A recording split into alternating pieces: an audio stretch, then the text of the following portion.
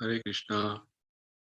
Welcome everyone for the Sunday morning session on Science of Self-Realization. Before we begin our session, let's offer our praise to Srila Prabhupada and Lord Krishna. Nama Om Vishnu Padaya Krishna Preshtaya Bhutale Srimate Bhaktivedanta Swami Namine Namaste Saraswati Deve Gauravani Pracharine Nirvisesha Shunyavadi Paschatya Deshatarine Jaya Sri Krishna Chaitanya Prabhu Nityananda Sri Advaita Gadadhara Sri Vasadi Gaura Bhakta Vrinda Hare Krishna Krishna Krishna Hare Hare Hare Rama Rama Rama Hare Hare Shri Shri Radha Vrindavan Chandra ki Jai Shri Shri Nitai Gauranga ki Jai Srila Prabhupada ki Jai. So we are going to continue our discussions on the topic which we started last Sunday, with regard to the distinction between the saints and the swindlers, right? Very interesting topic. So we discussed a few things. We'll continue our discussions today.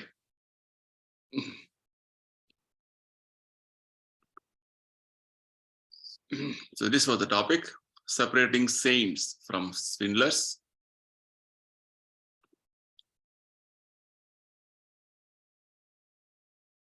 All these discussions we're having by the mercy and blessings of His Divine Grace A.C. Bhaktivedanta Swami Prabhupada, who is the founder Acharya of the worldwide Hare Krishna movement, Iskcon. He has given all these wonderful teachings to us for our spiritual progress, spiritual improvement. So we owe a great sense of acknowledgement to Prabhupada for his wonderful contribution.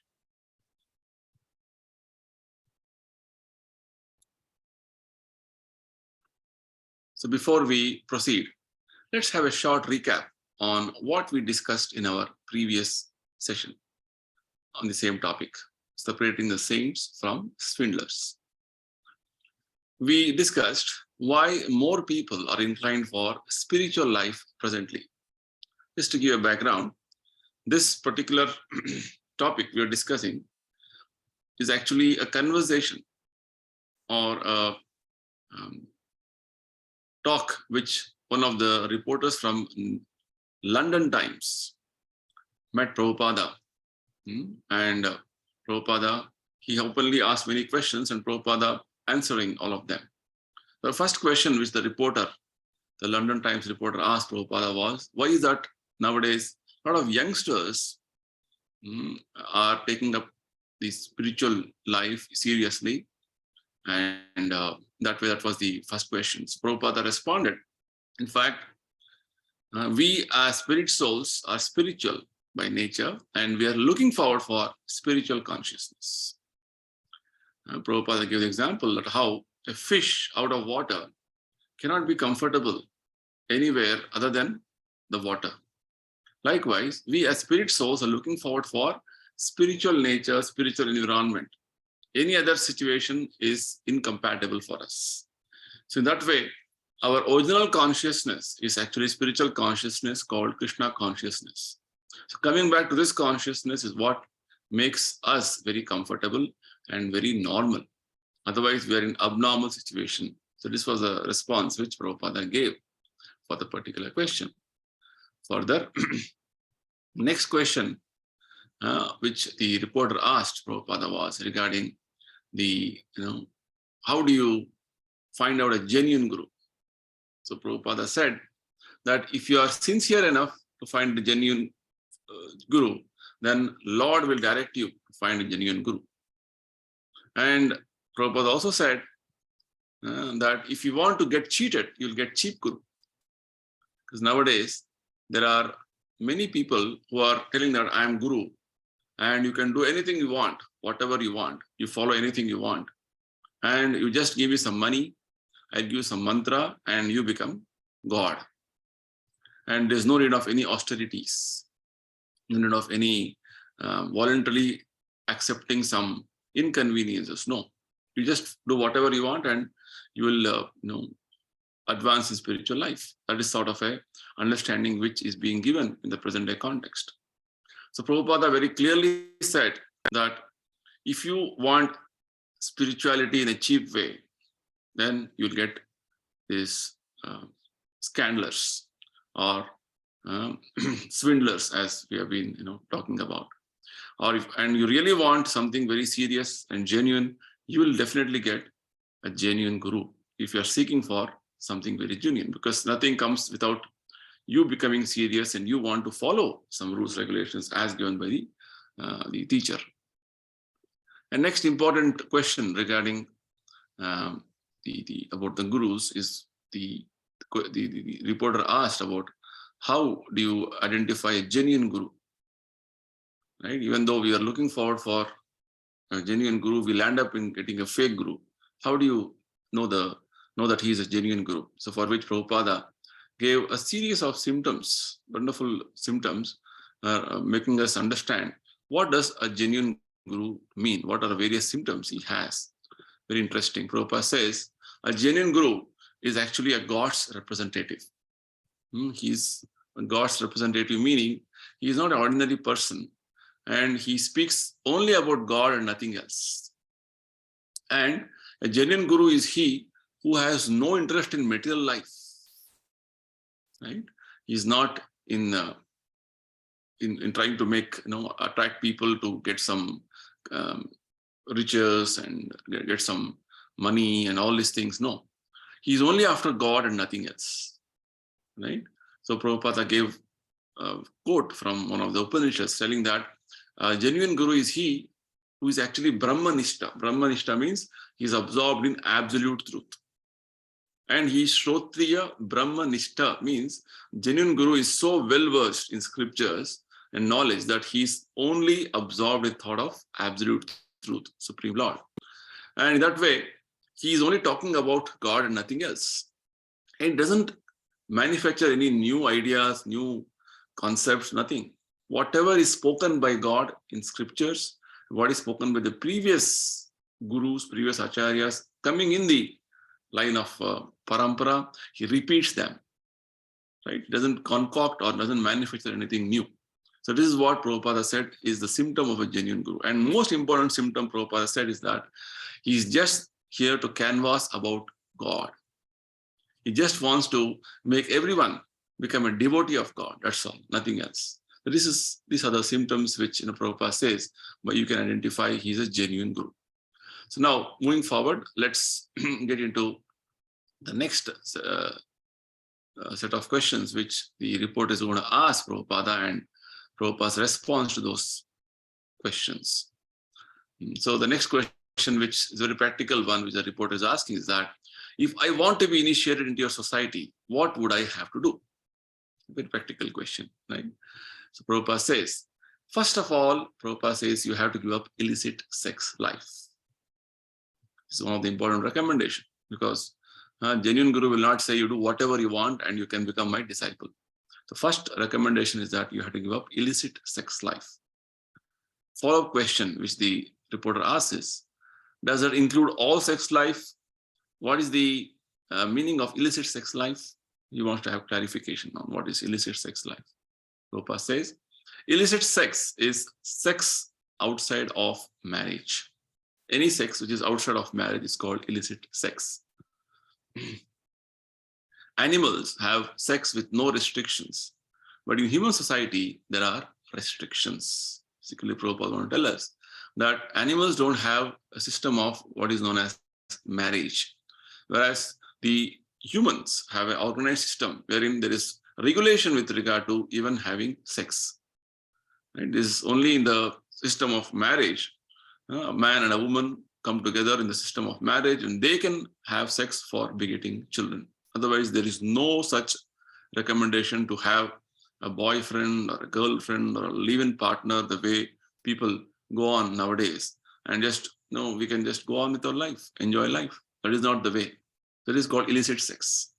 In fact, in the Bhagavad Gita also, Krishna says that sex life which is not in line with religious principles, that is adharma, And that sex which is in line with the religious principles, Krishna says, I am that. Dharma aviruddha bhuteshu. Krishna says that is which is in line with dharma principles. I am that sex life, Krishna says. So in that way, it's having a lot of sanctity with regard to having sex life within the purview of marriage and the rules, regulations as given in the system of marriage. The Prabhupada further says, in every country and in every religion, there is some system of restricting sex life. That's why we have this system of marriage. Otherwise, unrestrictedly having sex life means it's like animal life, which is actually the present day situation. We're seeing how the youth and the modern day society is trying to come to this stage of unrestricted sex life. Whereas in every country and every other religion, we see there is some system of regulation with regard to sex life. So Prabhupada says it is the first, foremost, requirement for somebody who wants to become initiated in our society. You would also have to give up intoxicants, including tea, cigarettes, alcohol, marijuana, and anything that intoxicates. Prabhupada is saying further, next regulation is no intoxication. First is no illicit sex. Second is no intoxication. And the reporter further asks a follow-up question. Anything else further? Prabhupada says, you also have to give up eating meat, eggs, and fish. Prabhupada says no non-vegetarian food. Anything which is not from the vegetable kingdom, you should avoid eating them, like meat, eggs, and fish. And also you have to give up gambling as well. So these are the regulations which Prabhupada has given to all of us, that we follow them very strictly if we want to take up spiritual life seriously. What are they? The first regulation is no illicit sex, no intoxication. Third, no meat eating, and no gambling. See, if you can follow these 4 regulations seriously and strictly, then you can take up spiritual life with the most earnestness, and you can move forward in your spiritual journey in a very wonderful manner.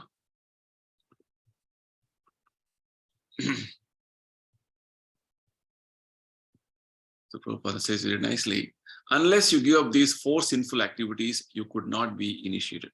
This is the system Prabhupada has made. These 4 rules you have to follow. If you don't follow these 4 rules, they are called sinful activities, right? You have to avoid them. Then you cannot be initiated.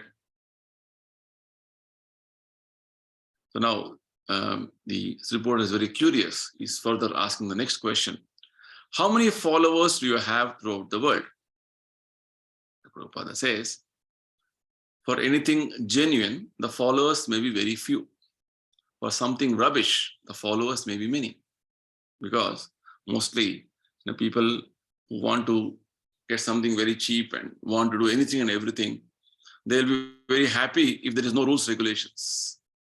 Right? If there are a lot of restrictions, rules, regulations, then people tend to not come in big numbers, because people always want to be without any rules, regulations. That's the whole point. The Prabhupada says, because ours is a genuine movement, so the followers are not in very big number, but definitely yes, because we are trying to put these rules, regulations to people, and the follow is going to help them.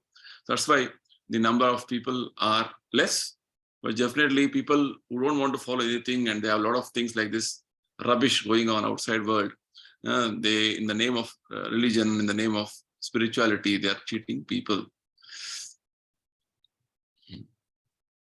So Prabhupada says, still we have about 5,000 initiated disciples.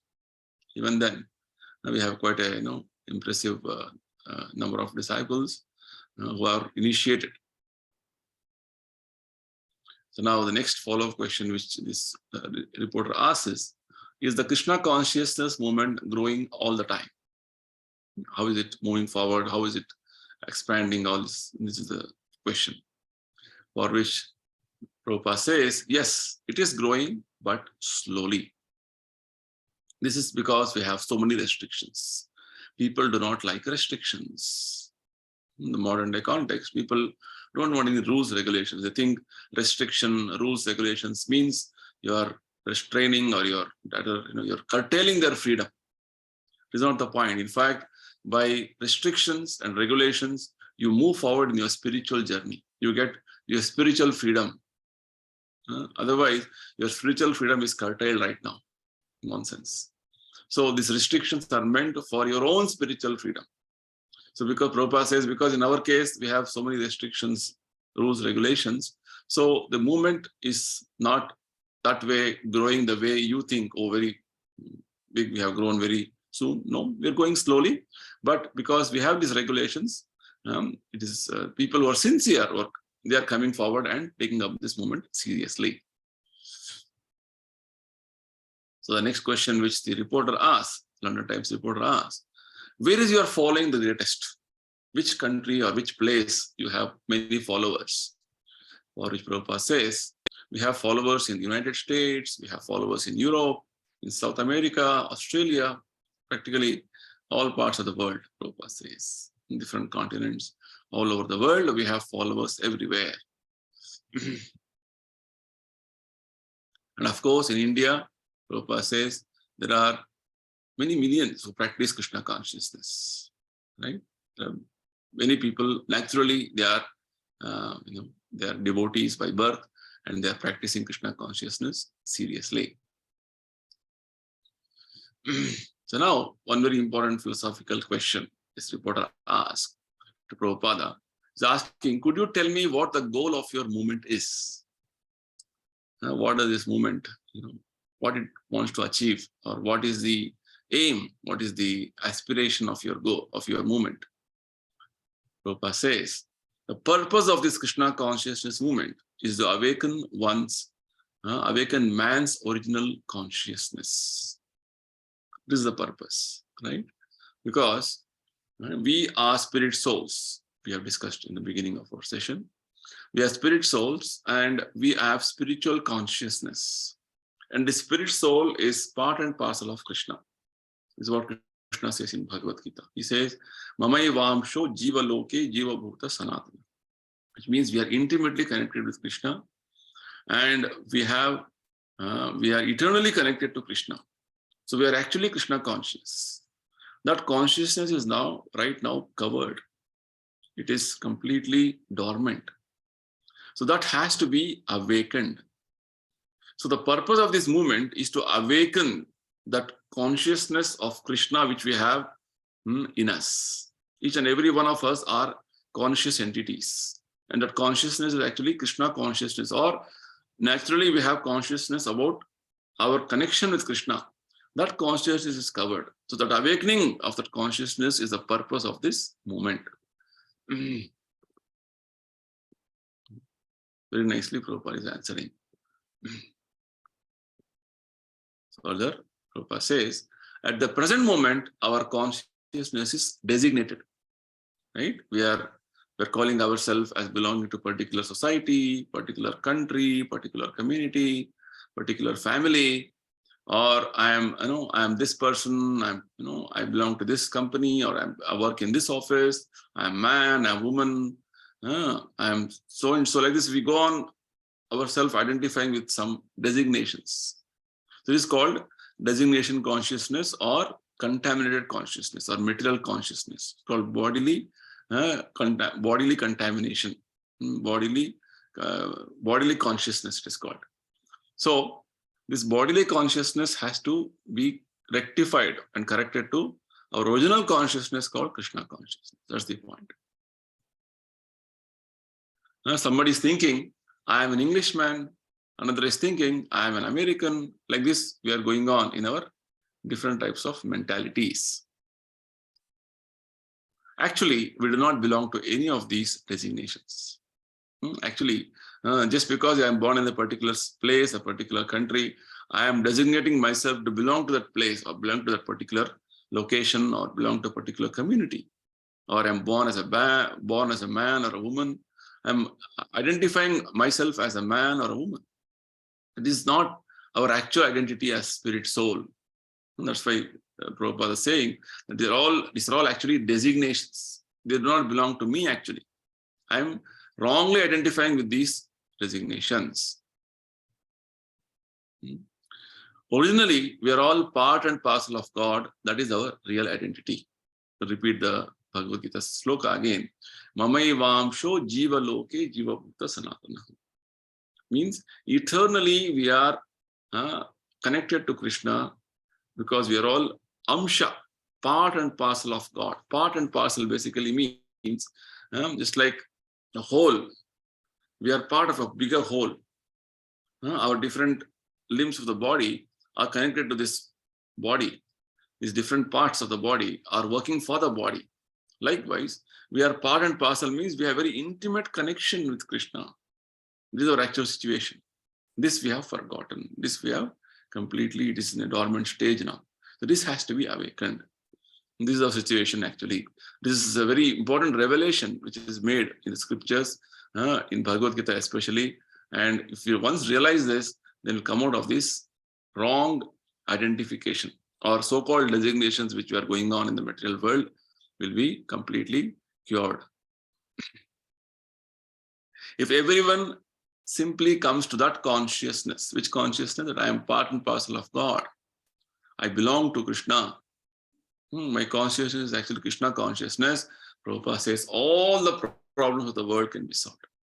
The whole problem, what is going on all over the world, is because of our misidentification or bodily conception of life, is the point.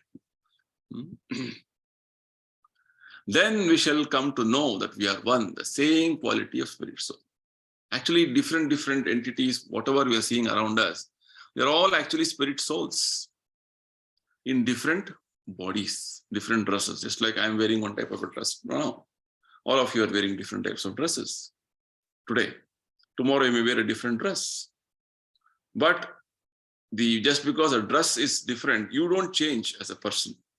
Likewise, we as spirit soul are all actually having the spiritual identity as part and parcel of Krishna.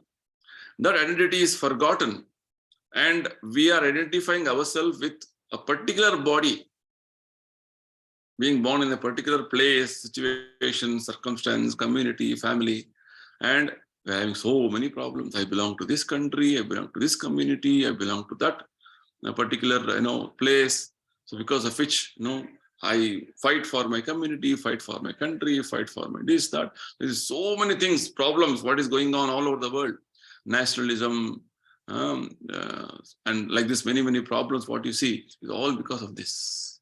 So Prabhupada says, all the problems of the world can be solved if we can understand that we are all spirit souls, part and parcel of Krishna. The same quality of spirit soul is within every one of us, although it may be in different terms. Just now we understood this, right? Just the same spirit soul. All of us are spirit souls, but we have different dresses right now. This is the explanation given in the Bhagavad Gita. See, this is the basic understanding which Bhagavad Gita is giving us, that we are not the body, we are spirit soul. Because of identification with the spirits of this body, with the body, we are going on in our whole life in a different way. We are misidentifying ourselves as a body, and in this life, I work very hard for this particular body, for this body belonging to this family, community, and I think this is everything for me. You see how wrongly we are going on in our life. And after this life is over, after this body finished, we'll get one more body in different situation, different place, different location. And there again, you start working very hard. Like this, our life after life, we have been going on like this in different situations, different bodies, different various circumstances, and thinking, I am that body and I'm going on like this. This is the biggest illusion we are living in. So you have to come out of this illusion that I am this body, first illusion. Second illusion is that everybody else are their bodies. This is the second illusion. Aham and mama.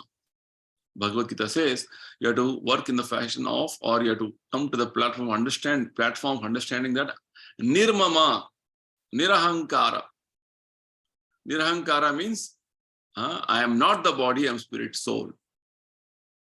Nirmama means this is not mine. Other people, other entities are actually spirit souls. They are entangled or they are embodied in different bodies, different types of dresses. It is called Nirahankara Nirmama. Or Bhagavad Gita explains this in a very nice way.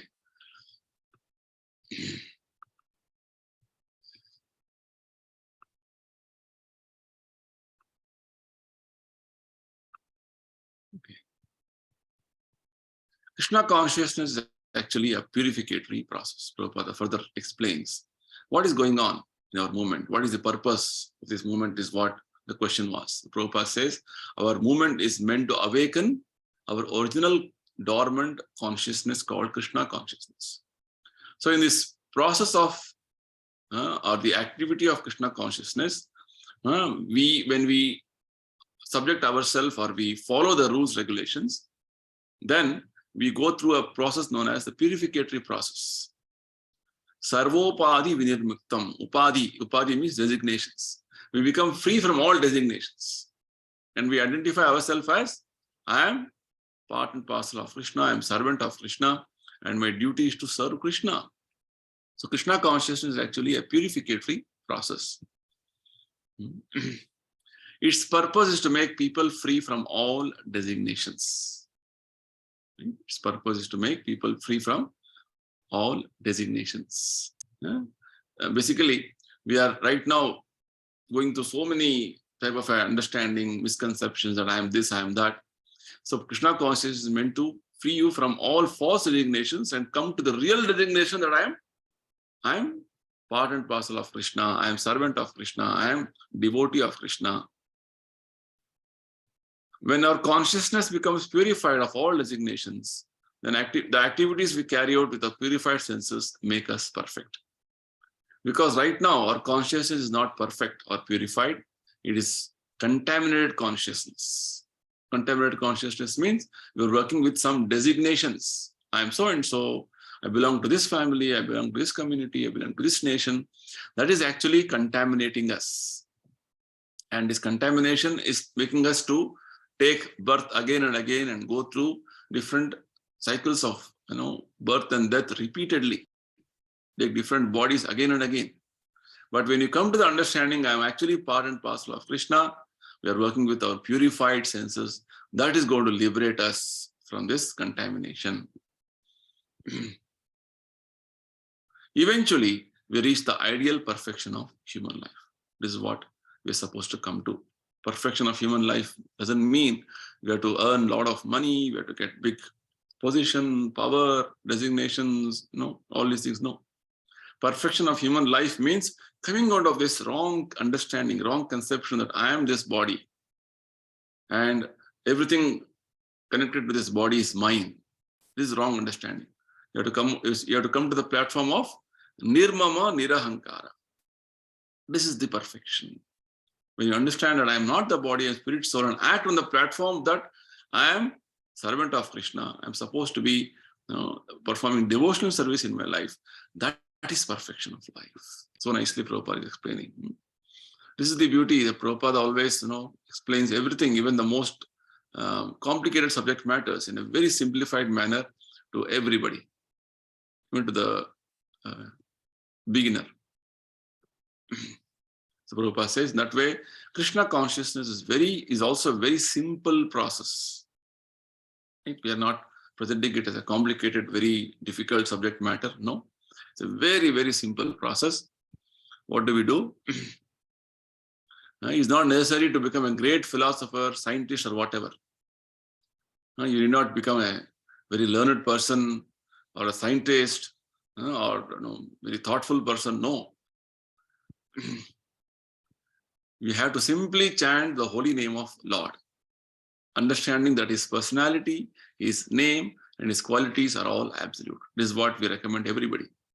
Whomever we meet, we tell them, please chant the holy name of God in the form of Hare Krishna Mahamantra. We only tell them, we please chant this name. Because Hare Krishna Mahamantra is actually Krishna in the sound incarnation. Right? Krishna has come in this sound form. His name, his qualities are all absolute. This much, if you can have the background understanding and start chanting Hare Krishna, then the process of purification has begun. So Prabhupada says Krishna consciousness is a great science.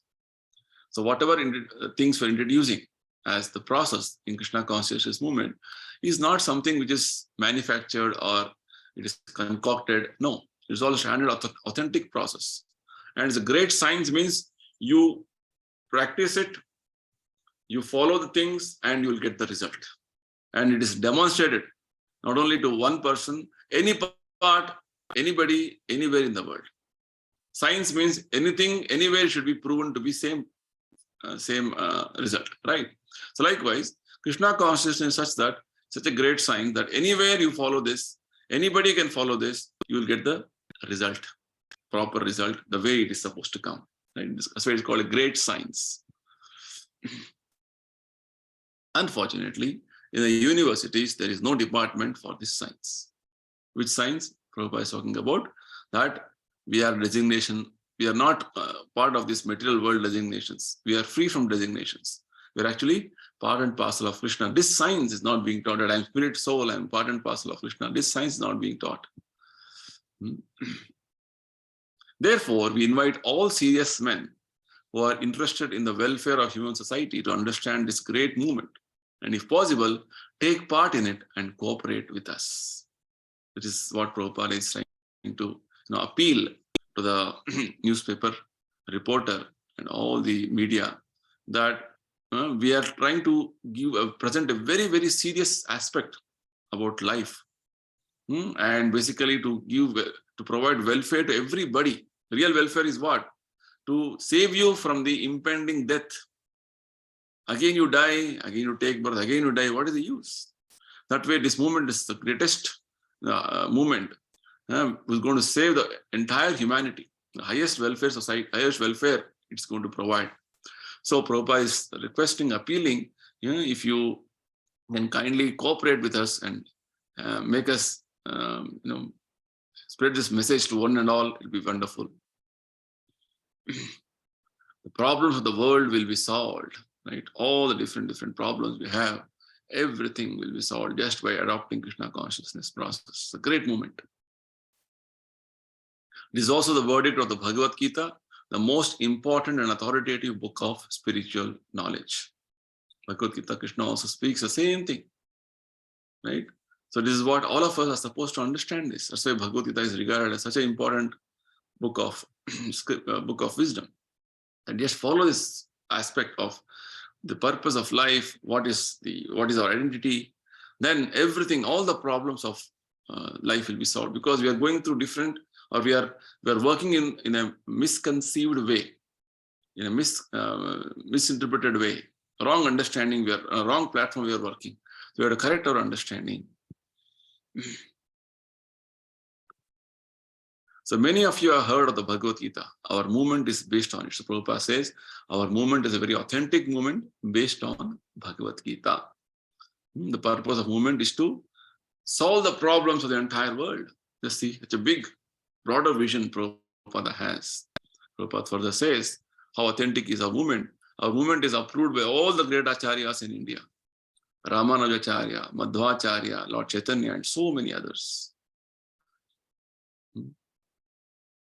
They're all representatives of newspapers. So I ask you to try to understand this movement as far as possible for the good of all human society. Prabhupada is appealing to the reporter, please understand this movement and give proper, favorable reports in your newspapers so the people can come forward to take up this movement seriously. So Prabhupada, again asked one more question, interesting question. The reporter is asking, do you think your movement is the only way to know God?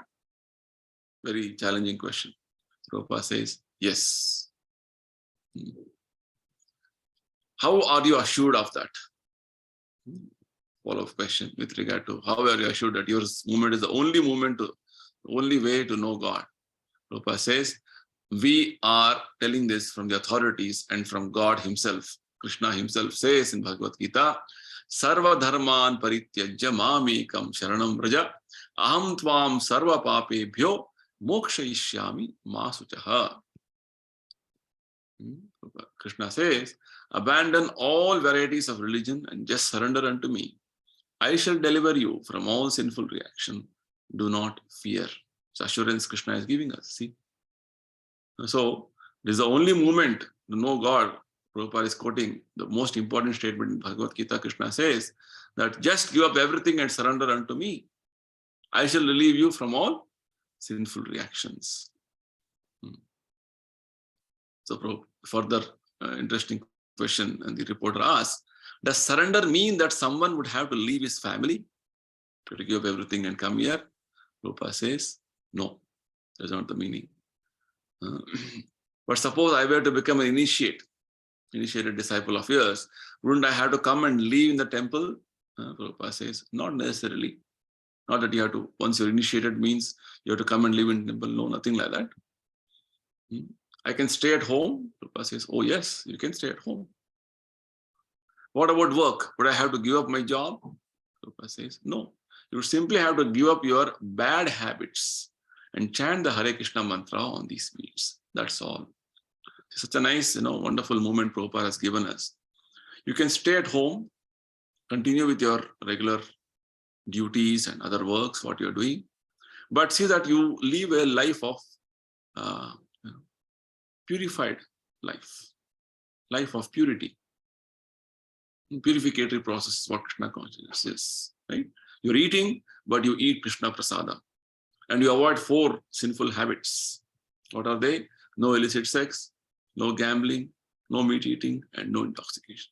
These 4 sinful habits you avoid and live a life of purity by chanting Hare Krishna mantra, and also by following some rules, regulations which Prabhupada has given. That's all. Nothing, need not, you have to give up your family. There's nothing, no such regulation like that. So nicely Prabhupada is telling us. You simply have to give up your bad habits or other these sinful habits and chant Hare Krishna mantra on these feet. That's all. So this reporter is somewhat curious. He's asking, would I have to give any financial support? I have to give some money also. Prabhupada says, no, that is your voluntary wish. If you want, you can give. If you give, that's all right. And if you don't, we don't mind. We do not depend on anyone's financial contribution. We depend on Krishna. Look at the type of wonderful understanding Prabhupada is giving us here, that we are not running this organization just for money.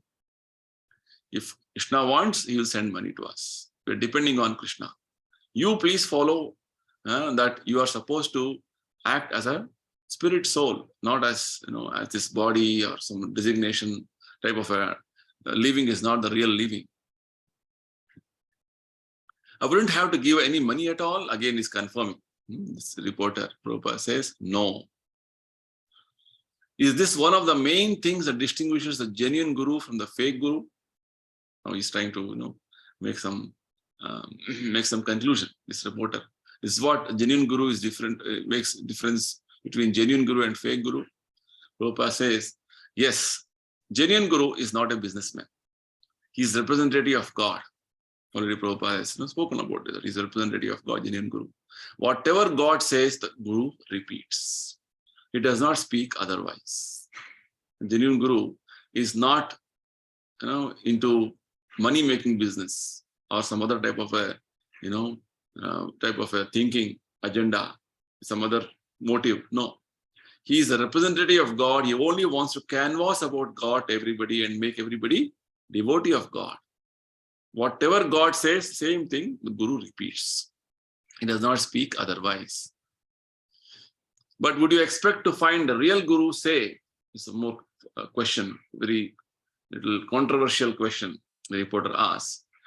The reporter is saying, but would you expect to find a real guru, say, traveling in a Rolls Royce and staying in a penthouse suite in a classy hotel?